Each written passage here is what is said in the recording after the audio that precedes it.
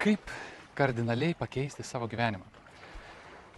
Visų pirma, mes turim suprasti veiksmo ir atoveiksmio dėsnį.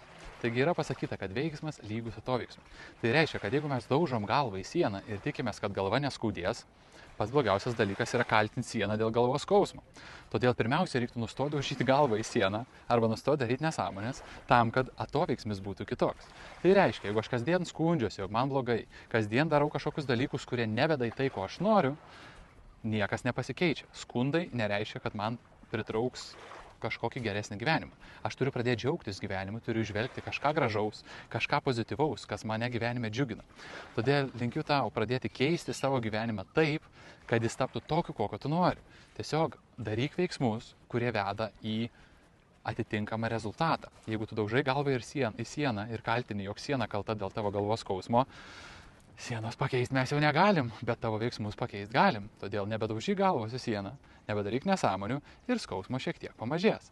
Ir tada, kai bus mažiau skausmo, galėsi susikoncentruoti į dalykus, kuriuos gali padaryti tam, kad tavo gyvenimas pasikeistų į gerą pusę.